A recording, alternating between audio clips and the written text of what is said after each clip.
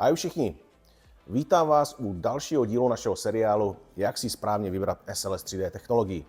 Dnes se zaměříme na hlavní důvody, proč si tuto technologii vybrat. Podotýkám, že to nejsou naše důvody, které my říkáme našim zákazníkům, když tady sedí, ale jsou to důvody přesně jejich, když rozebíráme jejich situaci. Dnes se tedy podíváme na 5 hlavních důvodů, tak jdem na to, tady je Cadmia 3D, moje jméno je Pavel Nikl. První důvod je úspora nákladu. A ta je tady, kamarádi, dvojího druhu. První z nich je, že dneska zákazníci někteří už SLS 3D tisk do firmy, respektive díly z této technologie dneska používají.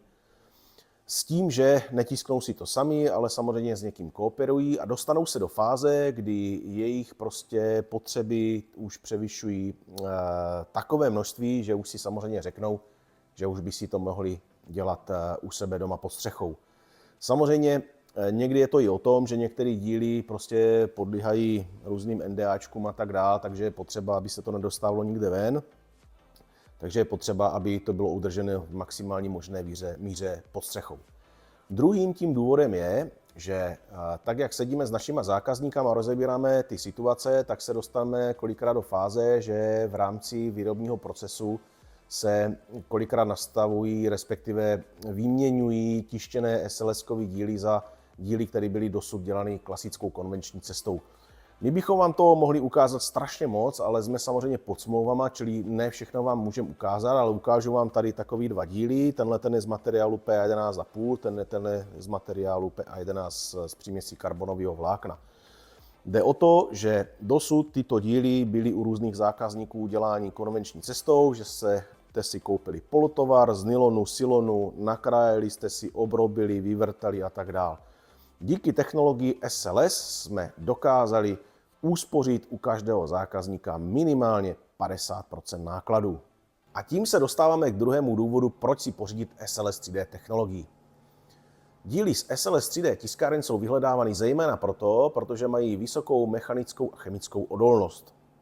Hlavním materiálem v tomto případě je nylon 12 nebo nylon 11. Jsou to velmi univerzální materiály a hodí se pro většinu aplikací. Samozřejmě v rámci SLS 3D technologie se dají tisknout i jiné materiály, o tom si samozřejmě řekneme i v jiných dílech. Nicméně všeobecně platí, že SLS 3D výtisky jsou odolnější než z klasické struny, neboli z technologie FDM. Proto si můžeme dovolit ku příkladu milionkrát už mnou omílané funkční cyklistické sedlo, po případě kliky na kolo a tak dále. Dalším třetím důvodem jsou finální díly. Často od našich zákazníků slýcháváme, že potřebují tištěné díly, kde nebude vidět, že jsou vyrobeny 3D tiskem. Je totiž o to, že samozřejmě u klasického strunového tisku jsou vidět jednotlivé vrstvy, tak jak se tisklo, což je samozřejmě úplně jiné u SLS 3D tisku, kde jsou výtisky pěkně hladký. Ta technologie samozřejmě má tu vlastnost, že povrchy hladší, díly jsou detailnější a tak dále. Samozřejmě v rámci postprocesingu můžeme díly dále upravovat. Můžeme jako příkladu máčet do černé, můžeme je dále barvit, třeba do žluté nebo do oranžové, jako mám tady.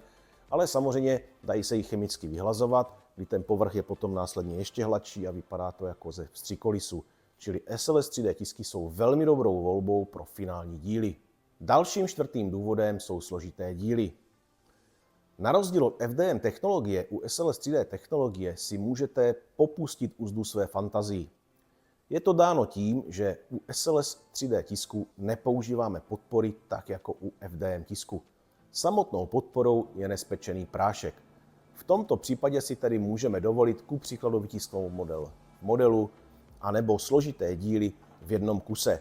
Tady mám namátkou takovou nápravu RC modelu, kdy tak, jak to vidíte, je opravdu jeden kus. Materiál nespečený jsme pouze odstranili, rozhýbali model a to je celý. Posledním pátým důvodem jsou náklady na jeden tištěný díl. Ač někteří naši zákazníci vnímají SLS technologii jako dražší než FDM a přiznejme si, pořízení této technologie je několikanásobně dražší než pořízení FDM 3D tiskárny, pak pokud rozpočítáme celkový print job na jednotlivý díl, diví se kolikrát, že vychází opravdu levně. Je to dáno tím, že nejsme omezeni plochou tisku, tak jako u FDM, ale vyplňujeme celou komoru. Tím pádem za krátkou časovou jednotku jsme schopni poměrně velké množství dílů vytisknout a když rozpočítáme celý ten print job, tak se dostáváme opravdu na velmi zajímavou cenu. Tak kamarádi, jestli jste viděli 3 nebo 4 důvody v dnešním videu, které by se hodily na vaše aplikace, možná je vážně čas začít přemýšlet o pořízení SLS 3D technologie do vaší firmy. V příštím videu se zaměříme na to, co bychom rozhodně neměli opomenout, pokud bychom uvažovali nad její koupí. Těším se na vás u příštího videa a nezapomeňte, že s Cadmii si SLS 3D tisk užijete.